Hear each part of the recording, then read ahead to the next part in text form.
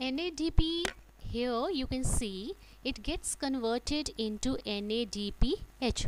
Why? Because here the hydrogen which is present, it is going to join NADP and it gets converted into NADPH.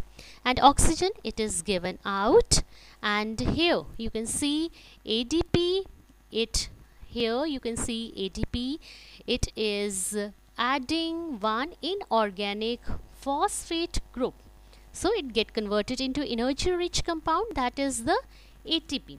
So this process is known as phosphorylation. So it is occurring in the presence of light energy is utilized here, so it is known as photophosphorylation.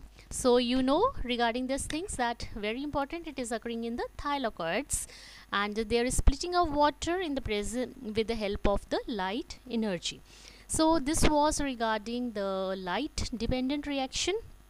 On the other hand, we are having the light independent reaction. So where it is occurring? It is occurring in the stroma of the chloroplast. So one difference is there. Sometimes difference comes the location where the light dependent reaction is occurring and where the light independent reaction is occurring. So light dependent reaction, it is occurring in the thylakoid. This is the difference, and it is occurring in the stroma part. So now as we come to know that here the name is given that the light independent reaction.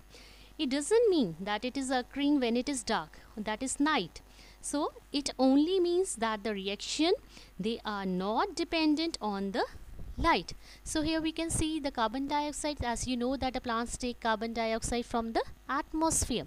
So when they are taking from the atmosphere, it is entering into the plant leaf, and here we are getting the NADPH, and here was the ATP. So here in this light independent reaction, they are going to be broken down.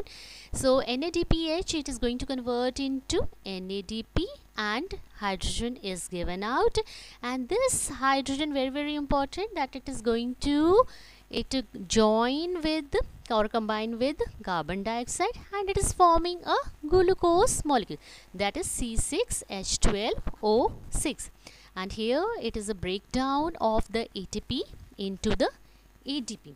So this glucose which is formed, it get converted into the starch. As soon as it is formed, it get converted into starch in the plants, and it's stored in various part of the plant. So here difference again we are having. So in this ATP was formed, and in this light independent, ATP is decomposed, you can say broken down into